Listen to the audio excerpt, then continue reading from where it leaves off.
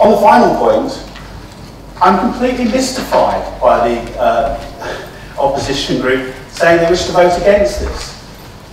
It was in fact from them that some of these key guidelines were generated.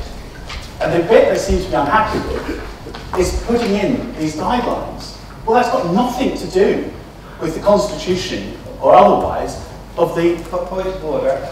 I said at the end of my speech, quote, we're voting against the agenda, although there are some proposals relating to other areas in the Constitution of the agenda we may be acceptable. As I doubted we would want to have a separate vote on all 4 areas, that was my indication that there are several parts of this item that we're okay with. So three of them may be okay. So. Thank you, Lindsay. Yes, I think that was my point. You're voting against this on the basis of the constitutional review of the Standards Committee, which doesn't affect its composition, its members, or its remit, other than to define the role for the monitoring officer in line with recommendations that were agreed at 2 committees by your members. This is clearly politicking over constitutional matters, which should be well out of this. Thank you. I recommend the constitutional amendments. Thank you very much, Paul. Thank you. Fine. Now, the recommendations are on page 57 on the agenda. You've heard the debate. Can I ask those to show in favour of the recommendations as on page 58? Those, please show.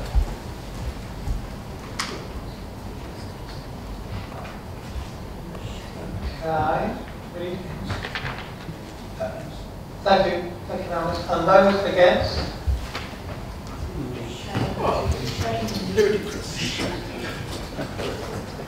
Abstentions? Fine. Thank you. Well, that was clearly carried on majority vote. So thank you very much. Okay. Onwards and upwards.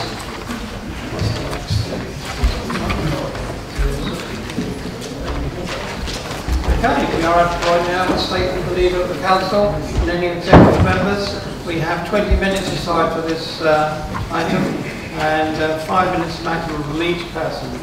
I guess, Charlotte, we're going to start. Thank you, Mr. Mayor. Before going on to the main topic of my speech this evening, I need to inform the Council that Councillor Alison Swallow decided to step down as Deputy Executive Member for Children's Services in June. I want to thank her for her work since she accepted the appointment when I became leader. I can now announce that Councillor Clark has accepted the position as the new Deputy Executive Member for Children's Services. I spoke at some length at the last full Council meeting about Andy Caldrick leaving, but I would like to also say at this meeting my huge thanks to him for all of the work that he's done for this authority and wish him the very best of luck in his new role at Bron. In May, I talked about engaging better with local business and finding more ways to generate income. We've also made it clear that this council needs to change, using technology and early intervention to provide services that respond to the needs of our residents. Phase 1 of the 21st Century Council programme, dealing with internal service staff, is now complete. We've taken on board the important lessons of implementation and taken them forward to phase 2. However, we completely disagree with Unison's conclusions in last week's press. Affected staff have been consulted throughout, and the programme was raised with residents at last year's borough engagement sessions. Unison's comments about the impact on vulnerable people simply do not match the changes being implemented. Improved availability and access to our services, whilst ensuring those who need or want to speak to someone still can. Councillor Whittle will speak a bit more about the implementation of this programme later. It's very disappointing that Councillor Croy used the Unison article to say the following: the Council is struggling to provide services residents expect. Our proud record of making this Council more efficient whilst protecting frontline services has seen other councils come and visit Wokingham to learn about our innovation. We've maintained weekly waste collection, unlike Labour, in neighbouring Reading. We continue to invest in infrastructure, providing houses, roads, new schools, new car parks, community centres and leisure centres. Only 2 weeks ago, members visited the finished Beaumont School and were there to witness the momentous handing over of the keys to the school. I think this is a real accomplishment. Optilis leads the way in providing adult social care, and our housing companies go from strength to strength in providing more affordable homes. Indeed, last year we built more affordable homes than in any year since the financial crash, and this year we're set to double that number. We're implementing civil parking enforcement this autumn, making parking in the borough fairer while stopping illegal and antisocial parking. We've built a new car park in Wokingham, we're regenerating the town centre at pace, and we're renovating and building new leisure centres. Our library service is seeing an increase in usage against the national trend. And our borough continues to be the best place to live in the country. Struggling to provide services, I'm not sure which planet you live on, Councillor Croy. Just compare this to Reading, run by your party. Children's services in crisis, stringent cuts to services, council tax and fees rising through the roof, multiple swimming pools closing, and administration incapable of getting spending under control, despite receiving 3 times as much per head from the government as Wokingham.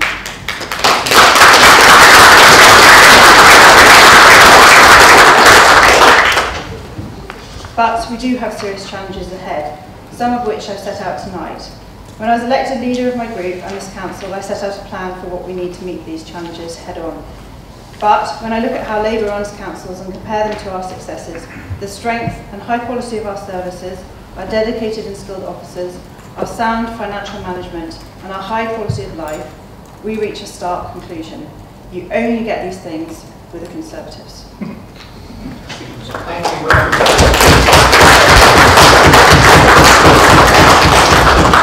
Thank you very much. Any other executive members? Gosh, well, I think we'll go around that way. So we've got Mark, Julia, is that going to head up, Norman? Oliver, Norman, Simon, and Chris. Thank you. It's going to have to be swift. And Philip. It has to be swift, guys. We've got 15 minutes left. Mark. Thank you, Mr. Mayor. Please accept a quick update, hopefully, from Children's Services. This week, the Secretary of State for Education, Justin Greening, announced an extra £1.3 billion in central government funding for schools over the next 2 years. And at the same time, a new minimum per pupil funding limit will be set in secondary schools, meaning that all secondary schools will receive at least £4,800 for each student. This is a real breakthrough for the schools in Wokingham Borough. As we know, up till now, our schools have received less money per pupil than schools anywhere else in England.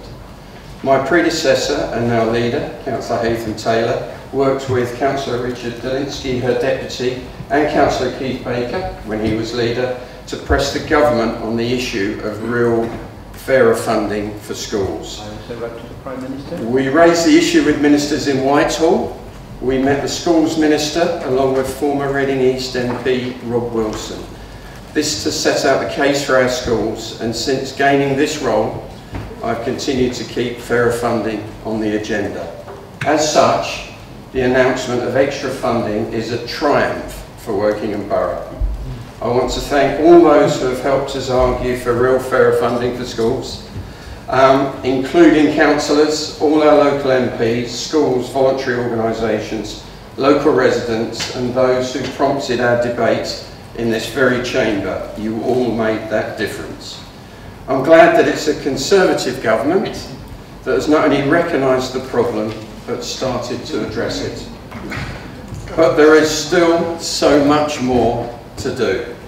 It's important that we continue to press government to increase the level of funding, and in particular recognise the base levels of funding for primary schools and early years in our borough. They are simply inadequate. I pledge to lead the charge for getting more money for our pupils, and I know I have the council's support, which will be vital to ensure that the schools in Wokingham Borough remain some of the best in the country, and every child has the opportunity to reach their full potential. With this in mind, as Councillor Haytham Taylor has just said, last week I had the honour of organising a cross-party tour of our new secondary school, Bow Hunt, in Arborfield Green.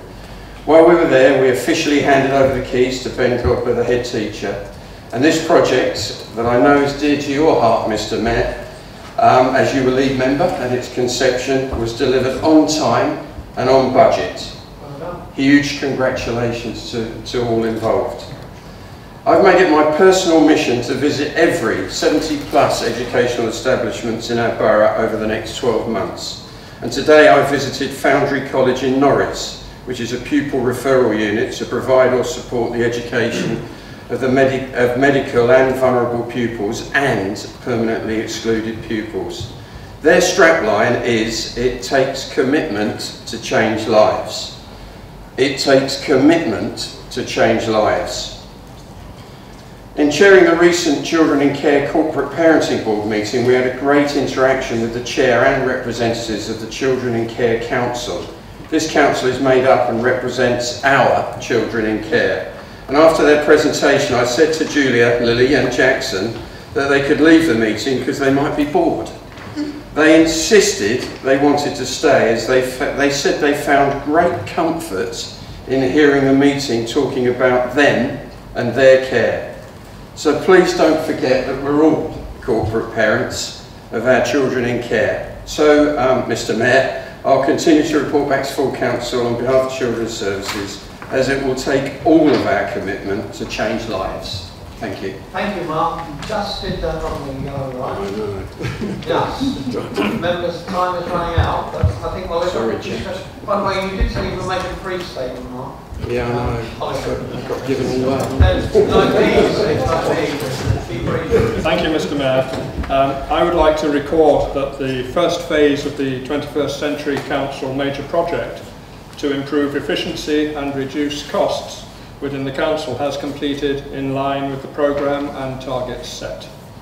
Phase 1 focused on internal areas, and our residents and councillors will not have noticed any changes. A much enhanced IT system has been introduced, and all internal functions have been redesigned to ensure the operations are streamlined, that is to say, lean processes. The next stage will see a similar approach applied to the council's outward-facing services. The intention is to offer our residents greater and easier access to information through the council website, which is being redesigned. The website is also available now as an app for mobile phones, and again, this will be improved. Residents unable to access the web will still be able to telephone the council or visit Shoot End. Thank you, Mr. Mayor. Thank you very much. Kieran. Thank you, Mr. Mayor. I'd like to share with members this evening two good news items. The first relates to the Foster's Care Home in Woodley. As members will remember, we agreed to have Foster's rebuilt to 21st century standards. This is due to be handed over in October and is fully on schedule and on budget. I know my colleagues and officers are excited about taking over this brand new state-of-the-art building, and I'm advised that residents will begin moving in towards the end of this year. The other area I wanted to mention is Phoenix Avenue in Norris Walk. A number of houses have now been handed over, and I was delighted to be able to meet two new residents who were both delighted with their new homes, which offer greater family space, both indoor and outdoor, and I look forward to seeing further units completed later on in the coming months. I'd also like to update members on the recent recruitment for a new CEO for Optilis. Recent applications have been whittled down to 27 applications that have come in, of which 4 have been shortlisted for interview, which is due to take place in the first week in August. And I'll report back once the decision has been made. Thank you, Mr. Chair. Thank you very much. Did you want to speak on it? Yes. Please. Thank you very much. Following the tragic fire at Grenfell Tower and our subsequent reviews, I'm going to provide this statement about the fire safety status of our Council's buildings. For the buildings where we have a duty to provide a fire risk assessment, these are fully compliant. All maintained schools have been resurveyed this year and are being assessed for any works that are required. All corporate buildings were fire risk assessed last year, and of the 3 sites identified as moderate risk, we completed the necessary works to take these to low risk. As part of the Council's policy, all new educational properties that have been completed since 2012 have sprinklers installed. These include Wangels, Bulmers, Crispins, Charvel Primary, Wakefield Primary, Windmill Primary and the new Alderfield School. Our buildings are not high-rise and none are over 5 stories. Moving on to cladding. Two new buildings have been constructed recently for planning, which is Shinfield Infants Hall and the new Bulmers admin block. Both of these are only single story in height and have used cement fiberboard cladding. Windmill and Wakefield primary schools are clad with plastic composite decorative planks. Both are single story and have multiple escape routes and sprinkler protection. The cladding in all these cases meets building regulations. We've heard about properties under construction by our housing companies. Foster's and 52 Reading Road both include a sprinkler system within the design and as part of the build specification due to the more vulnerable nature of the expected future tenants. The apartment blocks under construction at Phoenix Avenue are of traditional brick construction with no sprinkler system. The Grenfell Tower fire provides a reminder that we cannot become complacent with the security and safety of our buildings and accommodation. And although our records show we are diligent in fire risk assessments and that we are relatively low risk in terms of the nature of our buildings, we will continue our reviews and apply any learning from this fire as the inquiry develops. Thank you. Thank you very much. Councillor Simon Weeks. Thank you. Good evening, Mr. Mayor. I have several news items which I'll try and rattle through. Members will be very much aware of the hare hat sheeplands issue that has occupied some time at this council in the past and also one of these meetings. I have the latest update following court appearances. The High Court granted the council an injunction in February which required Mr Scott and other retailers to comply with the planning regulations at Hare Hat Sheeplands by the 1st of May. Officers visited on the 2nd of May and found that neither Mr Scott nor Mr Parry of Garden Trent had complied. A breach of a court order is contempt of court, and the council made an application for committal. The first hearing took place on the 30th of June, and Mr Scott and Mr Parry admitted they had not complied and were therefore in contempt of court. The judge adjourned the case until the 19th of July to give Mr Scott and Mr Parry the opportunity to purge their contempt by complying with the order. Officers visited again on Monday and Tuesday of this week and found that other than the complete removal of demolition debris, Mr Scott and Mr Parry had complied. Mr Scott and Mr Parry apologised unreservedly to the court for their contempt. The judge gave Mr Scott a 2-month custodial sentence, suspended for 2 years, subject to his continued compliance with the planning regulations on site. Mr Scott and Mr Parry were also ordered to pay the council's full legal costs, totalling £19,477. Other legal issues are pending. The second matter I wanted to update you was on the issue about 5-year land supply, which I think many of you are aware is contentious and puts some of our longer-term plans at risk. A decision over a year ago at Stanbury House, where we refused an application, which we then lost on appeal. We felt that the inspector was erroneous in reaching his decision, and we applied for a judicial review. We got the results of that at 4 p.m. today. It's 68 pages. To spare that, to give Chris the time to make some announcements, I'll just read a couple of relevant paragraphs. The council has suffered a material prejudice as a result of the manner in which the inspector dealt, unfairly in my judgment, with the application of a 10% lapse rate. It made the difference between whether or not the council had demonstrated a 5-year supply of deliverable housing. For these reasons, the inspector's decision is quashed.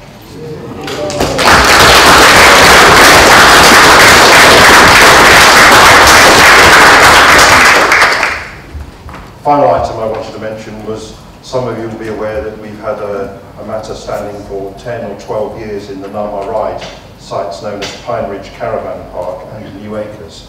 And these have been through a series of appeals, High Court reviews, Appeal Court reviews, and eventually they've reached the end of the line. And the appeal decision has just been released, and the latest appeal was a 10-day public inquiry that was held in November last year and March this year. And again, the relevant paragraph is that for both sides, it says, for the reasons given above and having given account of all other matters raised, I conclude that the appeal should not succeed. I shall uphold the enforcement notice with variations and refuse to grant planning permission on the deemed application. This is the culmination of 12 years' work. Thank you, members.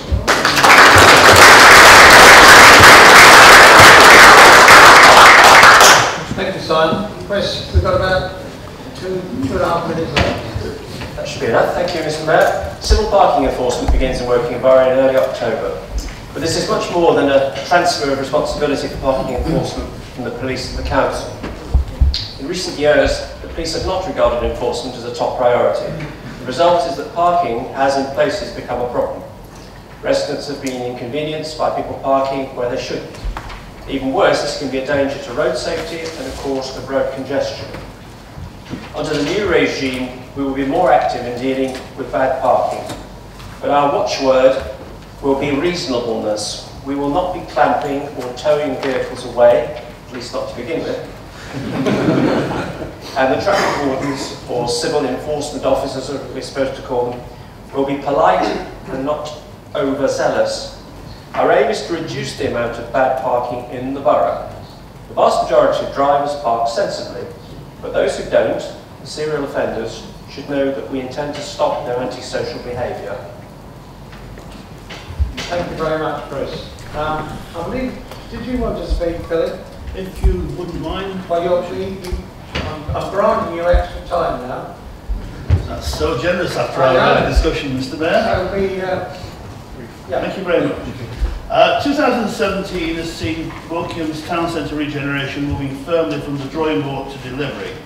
Work started last June to build a brand new car park at the Carnival site, and this, a year later, is now complete, on budget, and open to the public for their local parking needs.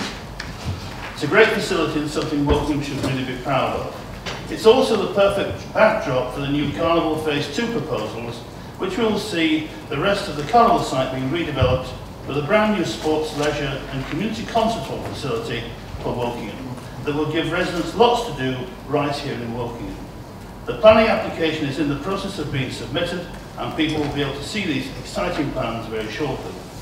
And as can be seen in the town centre, work at Beach Place is progressing quickly, with the old 1960s parade along Peak Street long gone, and new units already beginning to take form along Peak Street as the steel frames are installed. Works will continue at pace over the coming months, with the remainder of the Rose Street facade stripped back and replaced, and buildings continue to go up along and across the site. The coming months will also see more work at Elms Field as the council works with the preferred contractor McLaughlin and Harvey on the essential works such as archaeological surveys and clearing the old Wellington House site in the run-up to the main construction works later this year. I'm also pleased to confirm that we've agreed with McLaughlin and Harvey to minimise works around the main park this summer so that the play area can remain open for families to use during the summer holidays. I urge the people to continue to support Wokingham regeneration as we move forward with creating a better town for our existing residents and many new residents coming into this area, along with the many new jobs. Thank you. Thank you very much. Thank you, Philip. Okay, thank you, members. We're now going to move on to statements of council-owned companies. This is 10 minutes for this. It's 3 minutes maximum. And I would urge you to stick to time, please. Who wants to speak? Anthony? Alistair? David. Okay. Anthony. Thank you, Mr. Mayor. I would like to remind members that on the 3rd of April this year, the Royal Borough of Winston Maidenhead became a shareholder in our local authority trading company, Optus, when it transferred its adult social care services to the company. This is the result of much work done by our council officers, directors and managers of Optus and members of this council over the last 12 to 15 months. It is a vote of confidence in the vision we had for Optus when we set it up, I think it's 6 or maybe 7 years ago. We have successfully transformed the company from the local authority department to a partner of choice for a neighbouring local authority. Consequently, the company is now jointly owned by Wokingham Borough and the Royal Borough of Winston Maidenhead, with an operating budget of about £40 million, which I expect to increase further by the end of the municipal year. As colleagues will remember, since the inception of Optilist, Optilist has been delivering provider services to residents in Wokingham Borough, and more recently sought and won contracts with other local authorities such as Bracknell, Oxfordshire and the Royal Borough of Winchell and Maidenhead for specific provider services, and the company has sought to establish a foothold in the private sector. The new partnership has resulted in Optilist providing the full array of adult social care services to the Royal Borough, as well as continuing to provide provider services for Wokingham, contracted work in Slough, Bracknell and Oxfordshire, and a limited level of private work. This array of service provision places Optilist in a unique position as the only local authority trading company providing statutory adult social care services. The company has revised its vision to accommodate this new development and sets 3 strategic objectives, all of which align with both councils' ambitions for delivering services which meet residents' needs. The strategic vision is that Optilist will be a bigger and more resilient social care company, which has flexibility to deliver a wide range of high-quality services to residents, with the capability to cope with increasing local demand, the efficiency to cope with diminishing resources, and to be capable of further significant growth. Over the next 3 years, the focus will be on providing high-quality adult social care services to residents of the 2 boroughs, delivering adult social care services that provide greater value for money, but without compromising the quality of care, and growing the business by looking for other local authority partners. Currently, as Julian has said, the company is recruiting a new permanent chief executive who will work with the 2 local councils to deliver our shared vision, while seeking to draw more local authorities into partnership. The current financial results are on target for the first quarter, with planned extra care projects which are coming online in October, which is within the agreed timelines. These projects are Birches and Fosters, which are Anthony, can you stop, please? Councillor. Thank you. Mr Mayor, I'm pleased to advise the new board of WHL is taking shape, with a new independent non-executive director having joined at the start of this month to complement the MD, Bill Flood, and I as the other board members. Reiterating what Julian said, I'm pleased to advise that Fosters, which will deliver 34 extra care homes and be managed by Loddon Homes, is on target for completion at the end of October as planned and to budget. The Phoenix Avenue development is partway through completion, with 22 of the homes already handed over, and the remainder will be handed over in phases between now and the end of October. In total, there is construction ongoing at 7 WHL development sites across the borough. Planning approval has been secured for an additional 4 development sites, which will see a further 26 affordable homes delivered. Finally, the first phase of Gorse Ride, which will see up to a further 44 affordable homes, is due to go to the planning committee in the near future. Mr Mayor, it is a testament to the staff and council officers that in total WHL are anticipating the delivery of 118 affordable homes within the borough during this financial year. And on a final point, I'd like to extend my thanks to Councillor John Jarvis and particularly Councillor David Chopping for their contribution to WHL these past years. I look forward to working with Councillor Chopping as Chair of Berrybrook Homes, which is a new council-owned company, and I'm sure will go from strength to strength. Thank you. Thank you very much.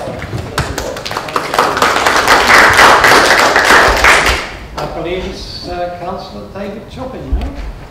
Thank you, Mr. Before I start, if I could just make a comment to Andy Coldrick, who is we won't see after this month. I had the privilege of sitting on the personnel board that employed him in the first place to take over children's services, and again when he became our chief executive officer. He stood out as the ideal candidate for both jobs, and I think we as members do have to say to him a very big thank you, and we wish you well in your future career. If I may now start, this is a report which is on behalf of Berrybrook Homes Limited, which is the council's new housing company, and also a few comments on behalf of Gary for Loddon Homes.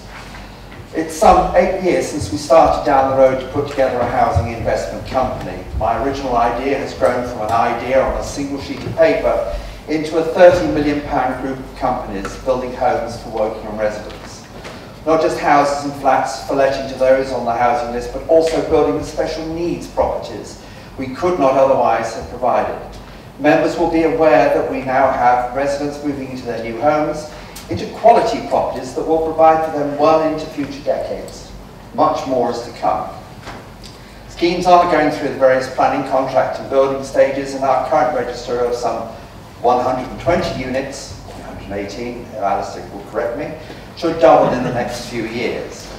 We have the first local authority-owned for-profit registered provider, and I'm particularly proud of that achievement as well. This company, Loddon Homes, is independent of council control and operates within the required Homes and Communities Agency framework. In accordance with those guidelines, Alistair and I have both stood down.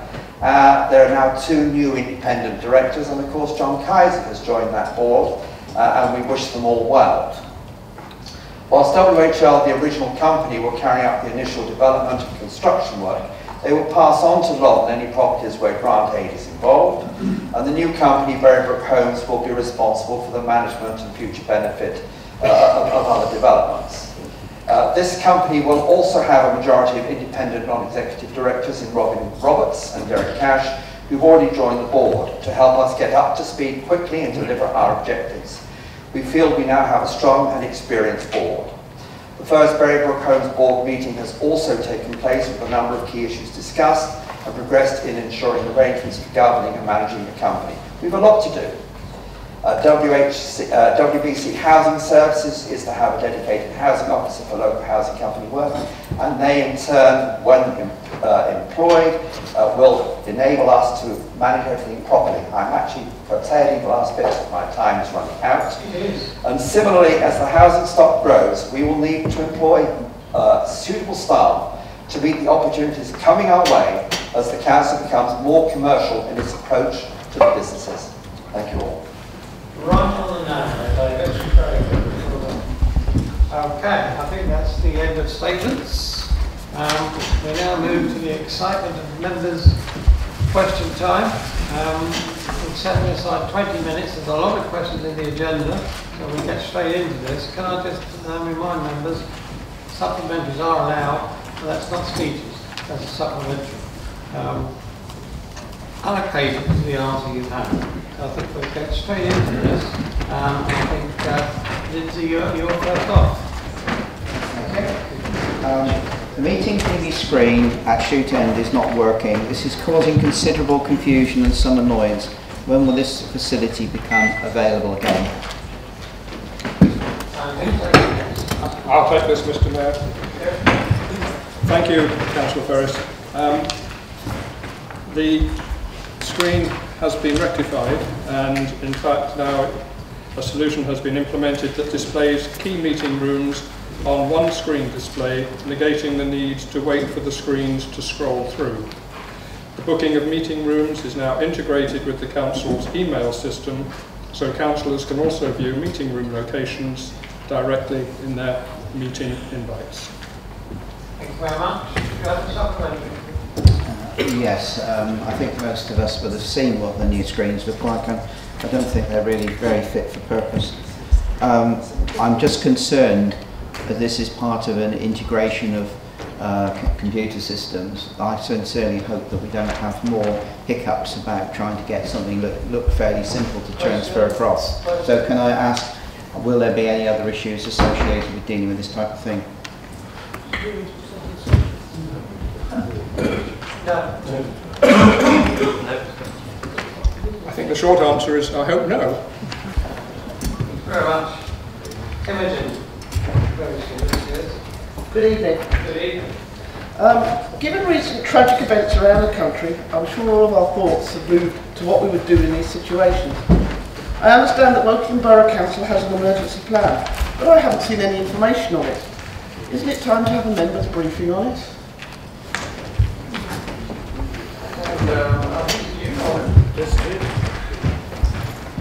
Thank you, Imogen, for the question.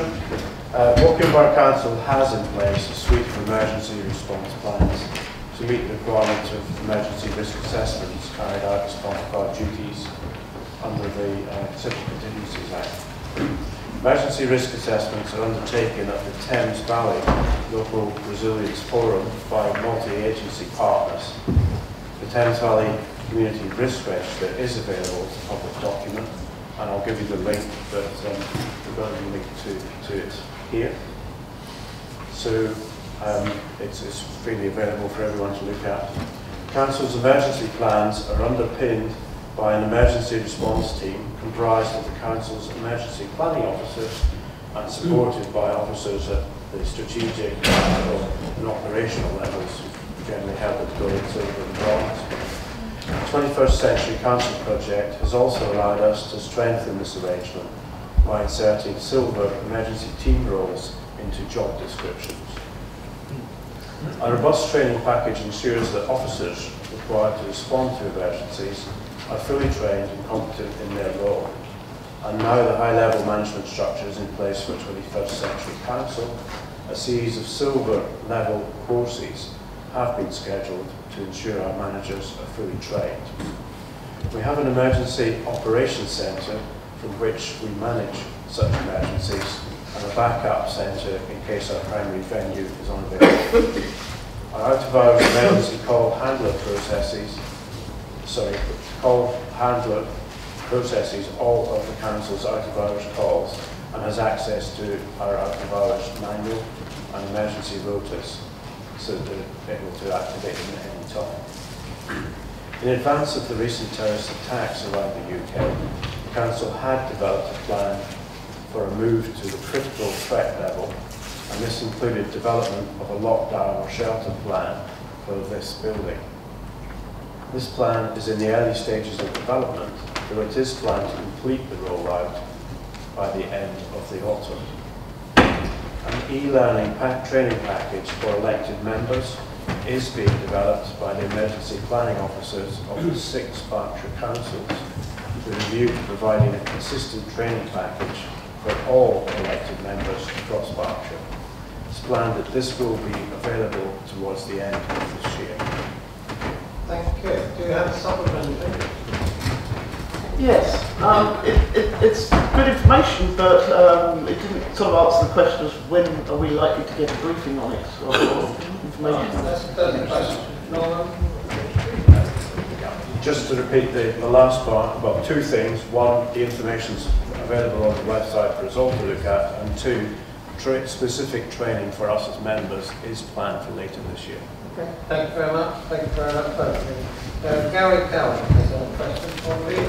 Thank you. I'd like to ask the question standing in my name. Thank you, Gary. Thank you for that. Just take it, Simon. Simon. Thank you for your question, Gary. Since this relates to a planning matter, I shall answer it. The Council receives over 3,000 planning applications each year, and all the relevant ward members are informed about each of these individually via an email that asks them to contact the allocated planning case officer if they have concerns.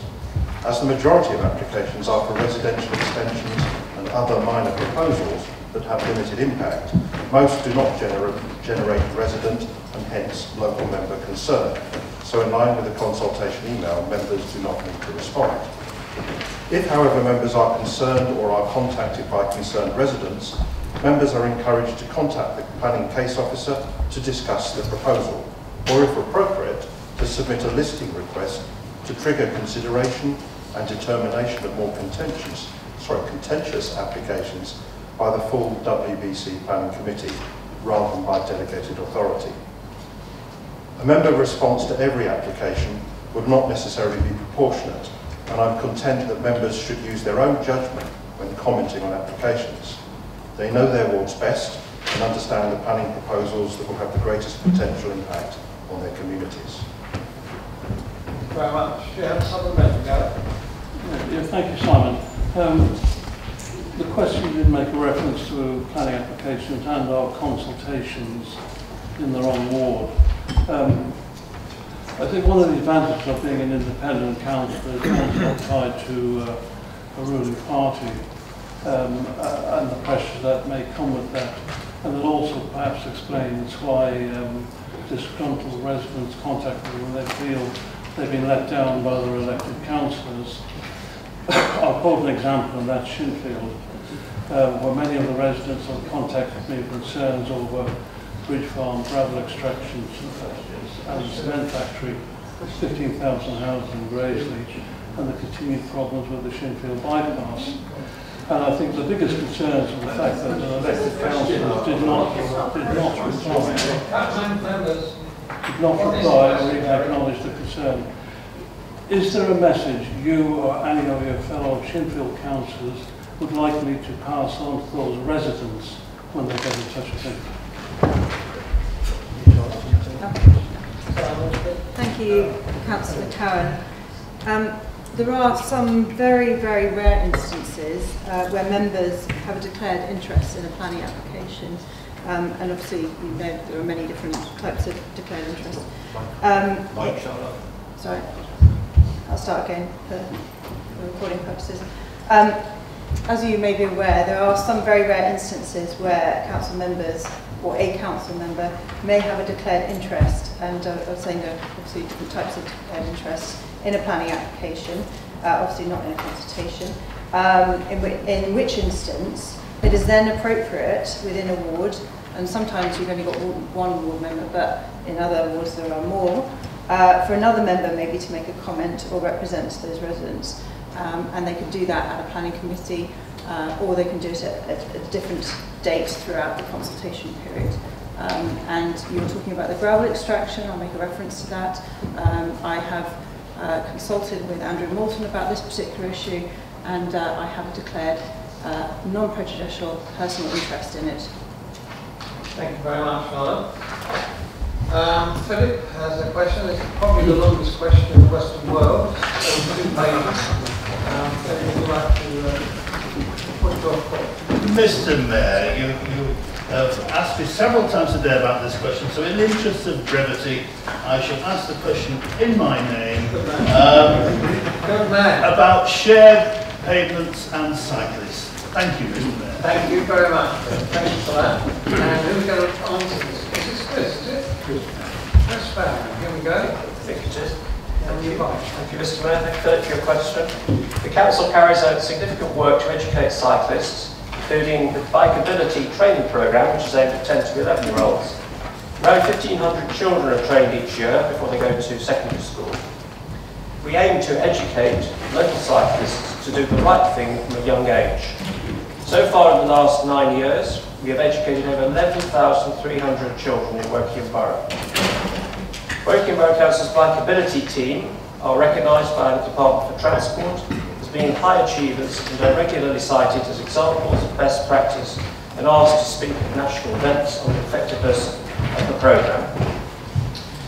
Cycling safety is also built into Wokingham's My Journey sustainable transport initiative, including travel planning advice given to new homeowners in the borough.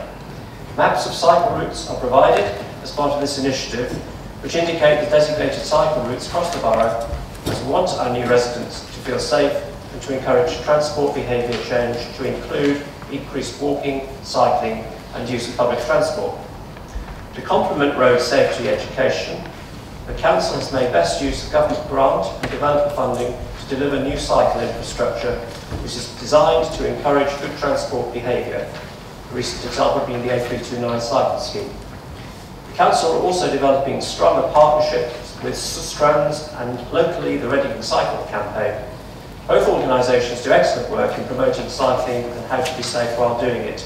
This includes being courteous to other road users. A bell is not a legal requirement for cyclists. Some pedestrians think that cyclists using a bell are being rude or pushy, demanding that pedestrians should get out of their way. There are many pages on the internet devoted to bike bells and how to use them. However, as a borough, we do promote bell use for cyclists using shared facilities. The message promoted by the Council for Cyclists is to be safe, to be courteous, and to have respect for other highway users. And we hope, as cycle use continues to grow in the borough, this will become universally embraced by all cyclists. Thank you very much, Chris. Do you have a supplementary? I'm afraid so, Mr. Mayor. Quite a simple question. Are there any legal steps that can be taken by this council against abusive speeding cyclists? Good question. Well, probably would like to. You're referring to the case you're referring to on with shared pedestrian cycleway facility. The safe operation is based on pedestrians and cyclists behaving in a considerate manner, courteous manner, as I suggested before. It's a bit of a jump to go to legal steps. You would need some pretty strong evidence that a criminal offence has been committed to get fines, and you also require the police to judge that it was criminal. So this is probably a little unlikely, and due to pressure on the police force, I would guess that any breach would need to be of significant nature with necessary evidence or witnesses available to proceed along the line. Thank you very much, Chris. The next question is from Laura. Thank you, Mr. Mayor. My question is to the Executive Member for Environment. In light of survivors of the Grenfell Tower tragedy saying that they didn't receive enough support directly after the disaster, how confident are we that our council has a robust emergency plan to provide immediate shelter and support for a significant number of residents? Thank you very much for the question.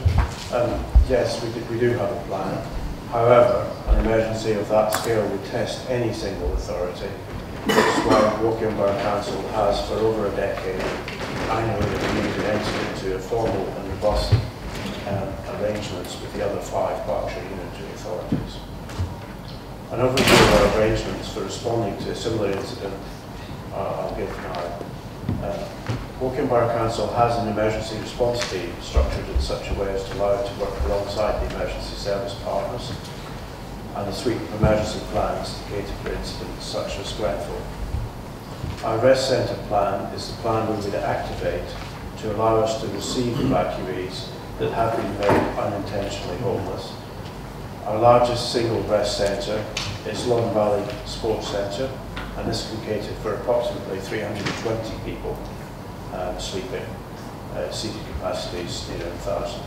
We have stocks of evacuation equipment, which includes things like airbeds, sleeping bags, pillows, toiletry kits, available to us, sufficient to cater for approximately 100 in Woking, and over 600 when combined with Reading stocks, and over 800 combined with all of the councils across Berkshire.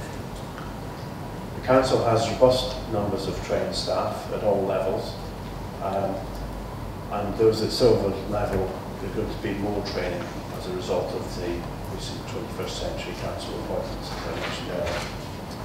Wider ongoing support and aftercare for those affected by such an incident is the responsibility of the individual council services. A reminder of the importance of planning to proactively support victims of such incidents is picked up regularly through the council's business continuity planning process. Thank you very much. Do you have a supplementary? I do, thank you. Can you tell us a bit more about how the emergency teams practice for the possibility of such events? Thank you very much. It's done in a number of ways. So firstly, tabletop exercises, live exercises, and real incidents, so any that are responded to, the feedback from that and learning from it. So all of these are undertaken by single agencies.